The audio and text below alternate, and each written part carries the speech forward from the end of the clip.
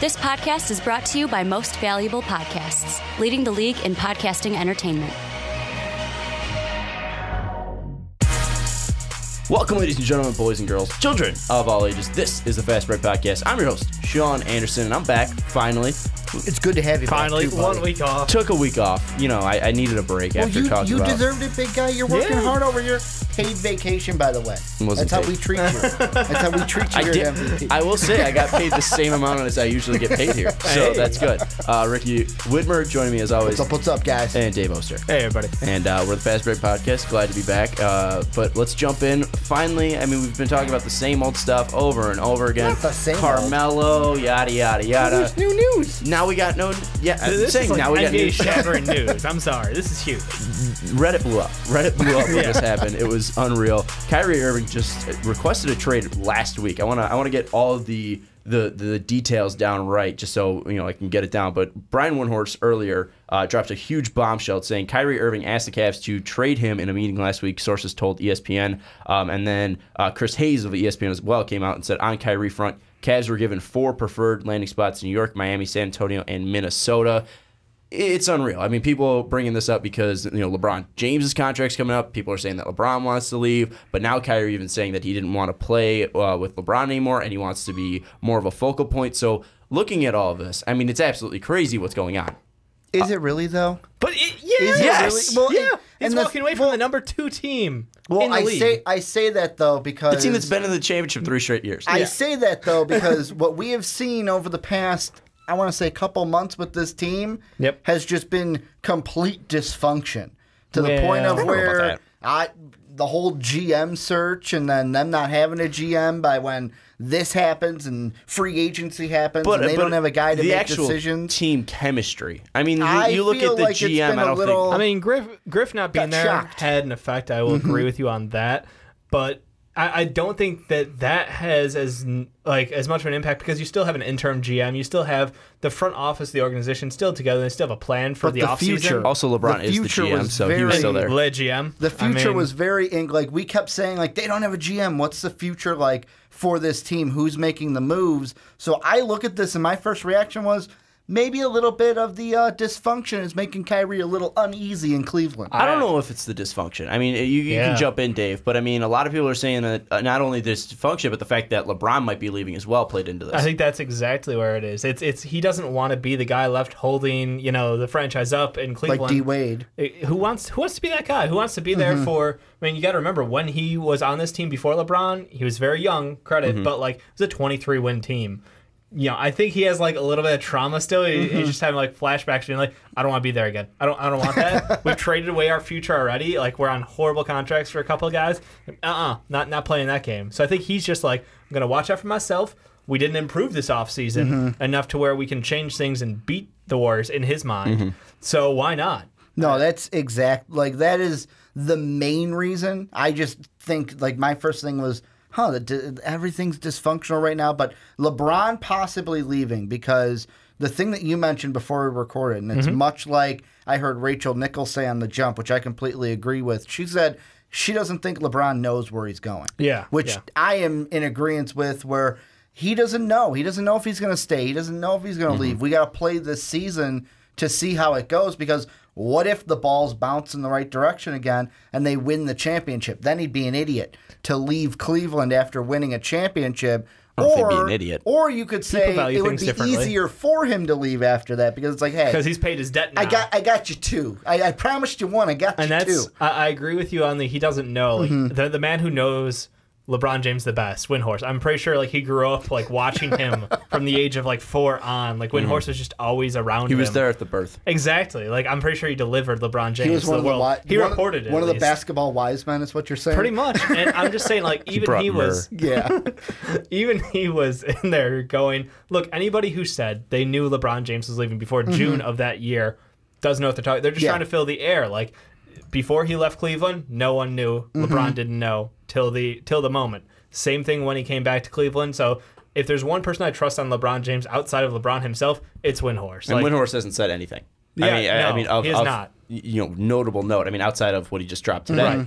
I think the dysfunction definitely plays into it. I mean, you think about the fact that LeBron might be leaving, and the fact that where Cleveland was before, and then you look at the GM situation, then you see, well, they're in a mess right now, and then if LeBron's gone, then there's nothing there. But the thing that of most substance to me that comes out is it's not dysfunction. He's coming out and saying he does not want to play with LeBron and he wants to be a focal point. I think that's more than dysfunction. I think that's something where I don't know if he dislikes LeBron or anything like that. I don't want to start that rumor up, but I think it's something where Kyrie, you look at him in Duke. He was a guy that was the focal point there. He came into the league in Cleveland. He was drafted to be the focal point of that team until LeBron came over, and then everything really changed there.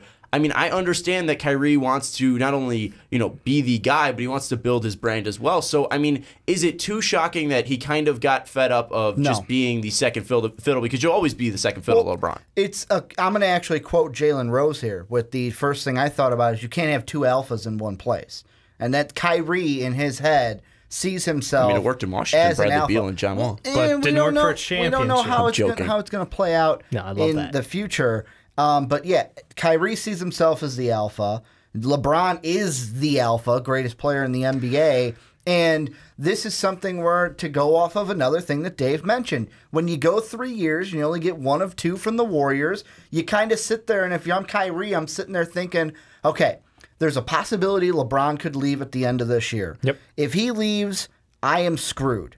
Do I want to be here with this team and be the focal point where we're not winning championships anyways because LeBron's gone, or could I get traded somewhere to where I could get treated a little better and it'd be the same situation if LeBron left? Because in my mind, he's leaving, although LeBron hasn't said anything. I mean, it's not like he's getting he's getting a free pass every single year to the finals. I mean, with LeBron James, he's getting a free entry there. He's still having success with this team. Don't tell Boston though. Boston thinks they got a chance. They still have the success there. I mean, he's been granted a free pass yet. But he's every season so far with LeBron. I think it's the role that he's been downsized to. I feel like maybe this is me reading into it too much. That his potential has been capped because LeBron James has that primary role, and he's not able to be 100%. We watched the stat crunch when LeBron, Wade, and Bosh all teamed up in Miami. We saw what happened to Kevin Love when he learned to play in the LeBron system. Like it's not a bad thing, because LeBron really is trying to do the best for his team to win, like best situation. But that doesn't mean you get to put up the best stat line. That doesn't mean you get the biggest, contracts, endorsements outside of the game. Well, there's an Uncle Drew movie coming out too, right? I mean, that's just bizarre. He's trying to build himself up. He's trying to become a and right superstar. Now he's a glorified, clutch shooter who's come up for them in the biggest times, but at the same time, when you look at him compared to other point guards at one of the deepest positions in the league, it's very hard to gauge where he falls in that top 10. And that's the thing I want to bring up is the value of Kyrie. I think he's probably a top 10 player because we know what he can do in the playoffs. We know what he can do offensively. We know what he can do creating a shot, but he's not that great defensively. He's not going to be a guy that's going to be a lockdown defender. He's not bad. He's not a liability like Isaiah Thomas defensively, but he's not anything that's moving the needle defensively. He's a middle of the road defender, and you look at his ability to create for other players. I don't know if that's really there yet. Maybe it's because LeBron has the ball in most of his hands. Yeah. But we really don't know the value of Kyrie Irving, and really the only person that knows the value of Kyrie Irving is Kyrie himself. So do you think that it's more of him taking a bet on himself that, hey, I know the player that I can be. I'm being limited. It doesn't matter about getting the chance at a ring and getting beat up in the NBA Finals. I just want to show the best that I can be so I can get a shoe deal, so I can get or a more luxurious shoe deal, so I can get movie spots, commercial spots, just so he can be the guy on his own team. Like when you're comparing him and Russell Westbrook and John Wall, he's on his own team and he's not looking under the shadow of LeBron. I don't think it's something where he's trying to play up his value. I think in his head he thinks he's one of the best point guards in this league. No, that's what I'm saying. Like he knows his value. He wants to show his value. It's more on him being, I think Kyrie at this point is like, you know what? I want to be the main guy. I want to be the number one guy. However, I look at it and go, I mean, look at this Cavs team. I mean, it's easy to say this in retrospect. Take LeBron off of these finals teams. Do they go to the finals with just Kyrie and no LeBron? Maybe not. Do they win that one finals if LeBron wasn't there? If we just take LeBron James and fade him out of that finals, no, absolutely do not. they win? No. because the Andre Iguodala block doesn't happen, and the whole the fact that LeBron, doesn't lead the team in every statistic. Doesn't put up a triple-double in Game 7 and doesn't do everything on the team besides hit the final shot. But that's the thing I'm looking at, where I'm looking at Kyrie, and I just feel like this is him just saying, you know what? I want to be the guy, and at this point, I'm kind of burnt with this organization because of what's been going on the outside of just the LeBron circle.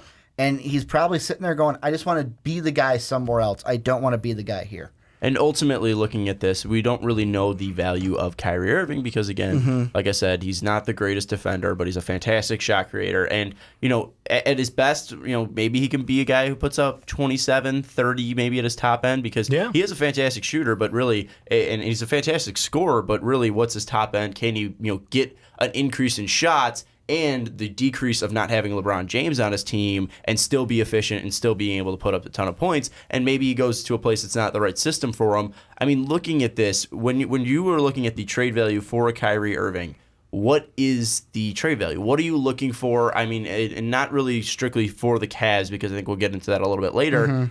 What are you looking for? Are you looking for a franchise changer? Are you looking for assets later down the road because LeBron might be leaving? And if Kyrie's gone, does LeBron even want to stay? Right. I think that puts the Cavs in a horrible position because with a guy like Kyrie, you have an all-star on your team. You have an established player. He's 25. He's nearing his prime in his career. So you're never going to equal value back for him. In my mind, that's impossible to do at this level.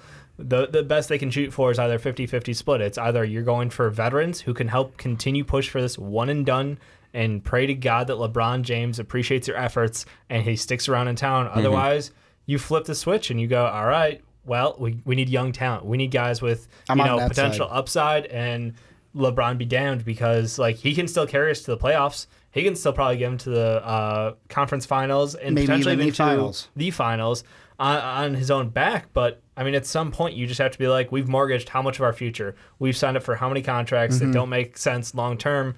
And we're looking at a wall on the other side in the Western Conference that just keeps getting higher. Well, and I'm on the second point that Dave made. The first thing, when you were asking what's the value for Kyrie, I kind of pulled a baseball kind of mode in my head.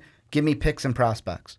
Give me young players and picks. Either if I get one of those, if I get both of those, that's what I want. But then you're pretty much pushing LeBron James out the door. Exactly. A guy that I think someone did it on the math on r/NBA. I don't know the guy's credit, but look it up. He saw the actual value of LeBron to Cleveland. He brought in like $200 million or something like that. He boosted the Cleveland economy by $200 million per year. Absurd numbers. I think this would be me if I'm Gilbert. If I'm the GM of the Cavaliers, I know LeBron hasn't made up his mind yet, but I am looking at this going, there is a better chance that he is going to leave us than stay with us after this season. And I would not want to be in that boat of we traded for veterans and then he still leaves us. I would be sitting there going, we should have traded for young players. You said the man's name. You said Dan Gilbert. And that's the thing. Do you remember when LeBron James left the first time? And the Burners absolute jerseys, I don't care. Shitstorm that surrounded Cleveland.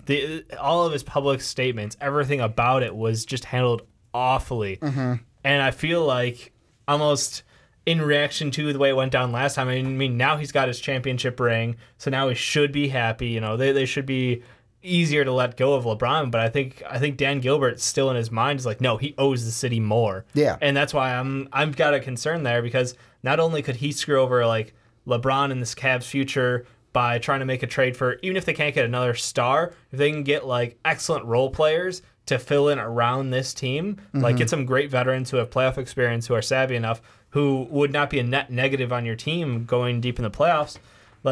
I could see him try to go and just absolutely tank Kyrie, because Kyrie's come out and said, these are my 4 teams I'd love to go to. I could see him going around and being like, yeah, no, you have no power. You have no trade clause. You're on our team for 2 more years guaranteed. You're going wherever I say you're going. Yeah. And that's my concern, is Dan Gilbert is a wild card in my mind. And one thing, talking a little bit about value, talking about his contract, like you said, 2 years still left on that contract. Well, 3, but the option at the end. Yeah, so 2 years. I mean, he's not getting paid like a guy on his ability is getting paid. So looking at all that, I mean, we saw the Paul George move saying, yeah, I'm not playing in Indiana after this year, trade me. And then he got the trade. So do you think this is Kyrie kind of forcing the Cavs' hand to trade him? And do you think that decreases his value even though he still has that 2 years in control? There's an interesting thing that I was just thinking of. I don't think that this plays at all into it, but it's one of those things where I went, if he could stay healthy, that could push Kyrie out the door with this. Who's the one point guard that's been rumored with the Cavs right now? Derrick Rose. Derrick Rose. If they for sure get Derrick Rose, I mean, yeah, he's a big question mark because of his knees. I mean, the big question mark plays significantly worse defense than Kyrie Irving. Is a worse shot creator. He could be a starter for you, though. He could be a starter, and that could be something where Dan Gilbert can go, yeah, we have a starting point guard that won't be the alpha to clash with, won't be the alpha to clash with LeBron. I'm going to go ahead and trade Kyrie to the Nets. I could just see that happening where he goes, yep, you're in Brooklyn now for 2 years. Have fun. Just out of spite. Have fun with that one. Have fun with that one while I get picks. First off, I don't know how that's going to make sense because they just got D'Angelo Russell. But I mean, I think you would take Kyrie D'Angelo Irving. gets bounced again. If Dan Gilbert called and you were the Nets, you wouldn't take Kyrie or try to work a deal for Kyrie? Of course I would. I'm not saying I wouldn't, but I'm just saying. Exactly. I don't know how much are you giving up for him. I mean, you just brought in D'Angelo Russell. I mean, D'Angelo Russell was just put in a situation where he was like, we'll take totally Kyrie, but you got to take Timothy Mozgov. He goes all the way back. The round trip for Timothy. Yeah, he goes coast to coast. He goes to the West Coast, East Coast, and then back to Cleveland. Back to Cleveland. Jesus Christ. Good poor Timothy Lord. Mozgov. Man, this is I'm just thinking of poor Timothy going back to Cleveland. I mean, ultimately, did Kyrie screw over the Cavs here by coming out and getting this to I think he put him public? in a bad position because, I mean, can you honestly let him play on this team next year? Like, the season starts. If he's still on the Cavs, like, what kind of a relationship do you have? This is just the cherry on top to every. Like, the Cavs this offseason have been like a bad Jersey Shore fight, where it's like that season where you're like, man, drama is going down in the Shore House. That's what the offseason has been like for them. And this is just the cherry on top. Appreciate our 2005 references. Outside of the GM talk, how has it been a dramatic play? I mean, outside of the GM talk and what recently came out. The whole back and LeBron forth leaving. Like, but that's nothing that actually came out with him. True. I mean, people were saying that even before the offseason started. I mean, that was rumored before. I mean, everyone knew that LeBron had 3 years. And, I mean, you can't just brush off the GM thing because, I mean, I look at it and they go... But you're making it like Snooki and JWoww or whatever the hell their name are ripping each other's hair out. They interviewed Chauncey. They didn't have another guy plan B. They lowball Chauncey. They first push out Dan Gilbert without even... I think that was like Griffin. Pardon me. That was the Gilbert first did not one. pull out Gilbert. Griffin is the one that they should have brought back because really he was the only one in that front office. He made every move that they were asked to. Like LeBron asked, he went and got somebody. It worked out. I don't see any issue. Like Bogut getting injured was obviously horrible. If they would have kept him, I think we wouldn't be talking so much about LeBron leaving. Probably not. I mean, that's the other thing is like Griffin seemed to have a decent relationship with the players, and I don't know if that factored into Kyrie as well. And the other thing is like the timing. Like, could you imagine if Kyrie had said this before, like the NBA draft, like during early offseason, where they could have actually done something about this with more assets on the table, more pieces to move. Instead, we're stuck with this. It's like the end of the summer, or it's still middle of summer, but it's like the end of free agency, and all of a sudden you're just wondering. And I also want to throw this out. I want to say it was during the finals or after the finals, somebody was talking to Mike Brown, and he even mentioned about his relationship with Kyrie, where early on in his career, he tried to get Kyrie to do some different things, add some things to his game, and Kyrie was always the player, no, this is my game, this is how I'm going to do it, don't tell me what to do. And part of me also feels like if he was like that earlier with Mike Brown, do you think behind the curtains he's a similar way with Ty Lue, who, let's be honest, Ty Lue's not the worst coach in the NBA, but he's not no Steve Kerr. The level of respect for Ty Lue is low. The level of respect for Mike Brown is possibly lower. Yeah. I mean, I know that's disrespectful as fuck, but I mean, that's the case it is. After this season, do you think that Kyrie, like after knowing what we'd seen from him in the past, that he possibly cannot be the same way with a Ty Lue? What do you mean? Like the same kind of thing that he was saying to Mike Brown, where it's like Mike Brown would tell him something like, "Hey, maybe you should try this," and he goes, "No, get out of here, get out of here, man." But I think LeBron did have a positive impact on him. I don't think this is a fact where he does not like LeBron. I think it's just something where he wants to be his own person. I didn't even bring up LeBron. I was no, just I know, talking but about I him think and LeBron's Tyler. you're playing on him. You're playing with the greatest player in the NBA right now. I mean, it's really hard not to take something from him. And there was a quote that popped up here at LeBron about Kyrie in June. No matter if we're teammates for the rest of his career or for the rest of my career, listen, it won't be because we didn't want to play with each other no more.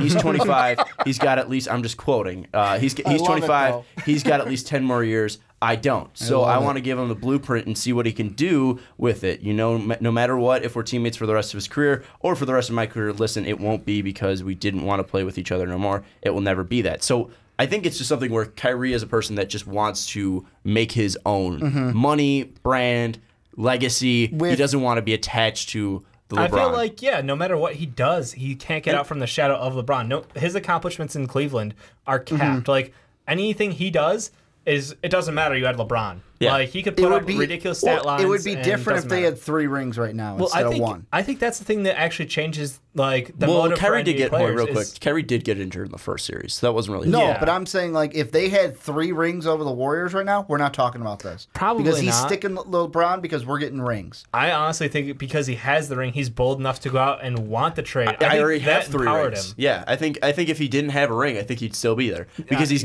got a ring. If he had 3 rings, then he's like, all right, I got 3 rings. I don't need it. I got 3 rings. That's gonna help my Hall of Fame career. Then I can go off and be. He gets to play wherever he wants to. He can have the stat line. Like him, I can see him. No matter where he gets traded, he's gonna do free agency. It just seems like he kind of seems like that Melo vibe, where like Melo really enjoyed that free agency period. Where he got wined and dined every city he could, and like I could see Kyrie be the same exact way. I don't want to play in Utah, but I heard they got great like shrimp there or whatever. And Kyrie takes a meeting in Utah. Didn't Melo even say something like, "Yeah, well, in college I wasn't really wined and dined because I picked Syracuse like to stay at home." He picked the hometown, yeah. So I feel like Kyrie will be like kind of the same thing, but again, it's the fact he got a ring, I think, frees him from anything. He's like, you know what? My motive at this point is to show how good I really am, and I can't do that playing under LeBron James. Yeah, I think that's what it really comes down to. Not that Kyrie and LeBron didn't get along, because you really didn't see them blow up. I mean, it seems like they got along. I mean, I think that Kyrie, the fact that he knew that LeBron James was the guy there, kind of bugged him a little bit, and then when LeBron would tell him something to do, I don't think he totally enjoyed it, but I don't think he like discredited LeBron or kind of put him aside. So I don't think it's something where it's they're not getting along and something like that. And he played his role well too. I mean, give the man credit for playing within the LeBron system. Like he did not, cause any conflict on the court, and like what he contributed was exactly what they needed. They needed clutch shooting, they needed instant offense. He gave it to him in volume, and he gave LeBron a break too. And I think it's interesting to see what will happen when Kyrie goes on his own.